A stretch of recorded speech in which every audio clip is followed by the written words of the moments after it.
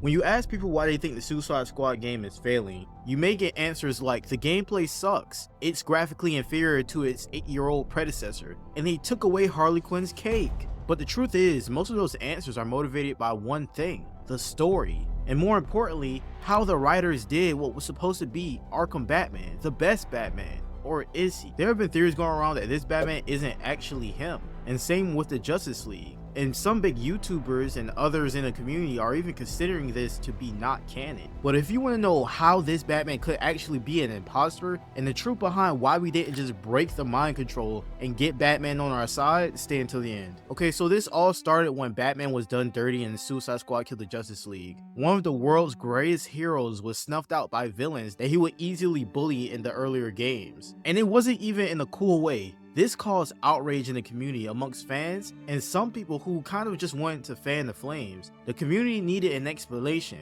and more importantly, they needed someone to point the finger at. Who was responsible for this? Was it Sweet Baby, bad writing, or maybe it's just out of context? And to be honest, it seems like the community is really split on what they think the reason was for killing Arkham Batman, the best Batman. But me, I have a theory that maybe killing this Batman was the only decision that could be made that narratively made sense. And I don't want you guys thinking that I'm saying this because WB told me or anything, or WB paid me. I am indeed a real fan of Batman. And I really want you guys to understand where I'm coming from with this opinion and with this video. So I'll use a short story. When I was 4 years old, I had my very first memory. And I'm pretty sure you've seen those memes on the internet where you're a toddler just doing dumb kid things, only for you to out of nowhere become self-aware. And it's just so jarring and discombobulating. Yeah, it was basically like that. But in my very first memory, I was staring at this Hot Wheels car in a racetrack that I couldn't quite put together. Of course, I was a dumb 4-year-old. But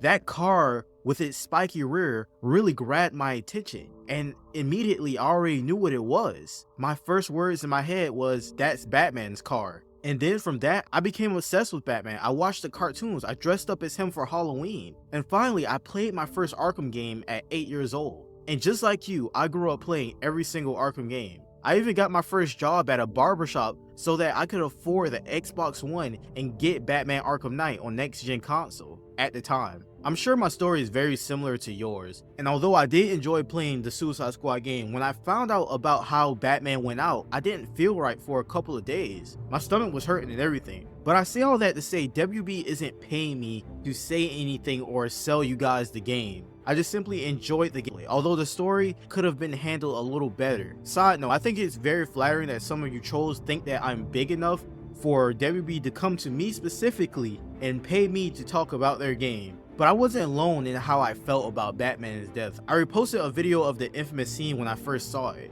and predictably, that video went crazy. There was a lot of bitterness on the internet that day. People were understandably upset, but ultimately directed their rage and grief toward each other. You had guys like me and you who were upset, but still positive and skeptical about the legitimacy of this scene, coming up with ideas and theories of basically like how this could not actually be the outcome. And a lot of those theories were very plausible. But when Mr. I Told You So and Mr. I Never Played the Game but I Still Thought It Was Trash, aka the anti-fans, joined in on the conversation, it was a whole different ball game. They actively attacked people for having hope and enjoying a game. I even had recurring anti-fan trolls on almost every video. One guy dropped 50 comments on one video just trying to steal people's hope on a video about a clone theory. Bro, it's not a game review. Why are you commenting that the game is trash when we're literally just theorizing about what can happen next? I guess we're all weird for liking a game because it doesn't have a bunch of ass and titties, right? These guys stopped enjoying games a long time ago because they need Big Daddy IGN or whoever they watch or follow to tell them whether or not something is good. Notice, I'm not telling you that this game is good or bad. I just tell you what I liked and what I didn't like about it based on my experience. Keywords, my experience. These anti-fans are so moronic that they will tell you that something is bad without having experienced themselves. That's like me telling you not to train at the gym because it won't change your body. Meanwhile, I haven't worked out a day in my fucking life.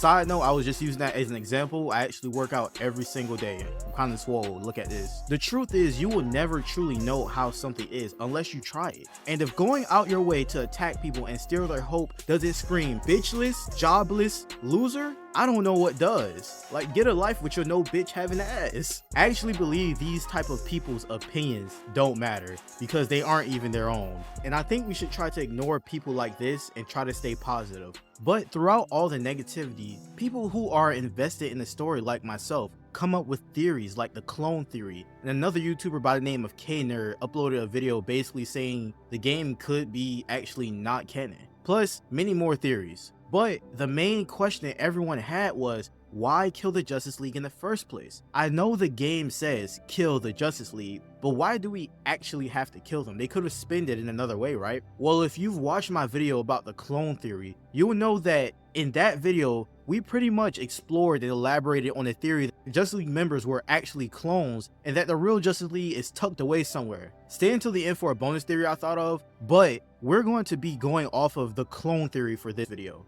But first, I've been in the same shoes as you watching this video. You watch these gaming videos or nerd content in general, and you think to yourself, I can do that better than him, only for you to go on YouTube and find little to no information on how to grow your gaming channel. You're looking at your analytics and people only watch your video for 20 seconds before clicking off. You want a solution, and I created a free scripting template that allows me to get retention graphs like this, and now I'm giving this secret weapon to you for free. Link in the description. If Batman was indeed a clone, it would be pointless to save him. He would be more of a problem than a helping hand. This is what I mean. Although people think that this is a nerfed version of Batman, he's actually not. He's actually buffed to a great extent. But I will say this, I am not a power scaler. But there are two feats that Batman does in the game, and that's stopping the Flash mid-run and literally eating thousands of rounds of bullets and still surviving. Some people say the Flash was fatigued, but that doesn't make what Batman did less impressive, considering the Flash was fast enough to deflect the bullet path.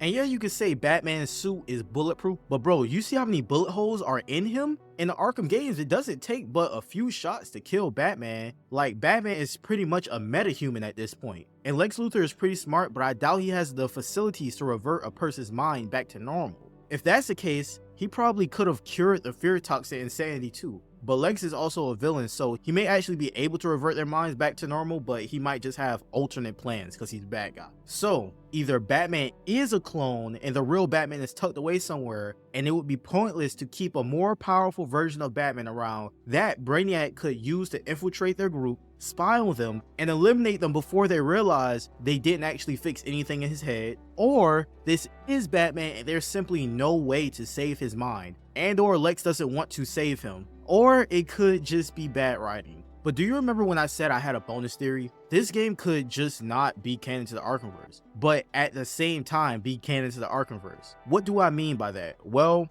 I have a theory that the Suicide Squad game is actually just a parallel universe to the normal Arkham games. It's not impossible. They're already doubling down on the whole multiverses thing. I don't think a parallel universe could be out of the question. And for you all who don't know, a parallel universe is like another world with another you that has a similar life and made all the same decisions up until one moment where one decision creates a dramatically different outcome. Parallel universes are sometimes caused by time travel, like how in Dragon Ball Z, Trunks traveled to the past to defeat the androids, but they still existed in his timeline and didn't change anything, leading to him to have to defeat those in his timeline as well. But of course, I'm just theorizing. Feel free to let me know what you think about that in the comments. Hopefully we learn more about the story in the upcoming DLCs. Me personally, I'm super excited for that Joker DLC and a little upset that they delayed it to damn near the end of the month. But I think they wanted to fix all the bugs with the game before they came out with the next season, as they should. But consider subscribing if you like content based around our favorite superheroes.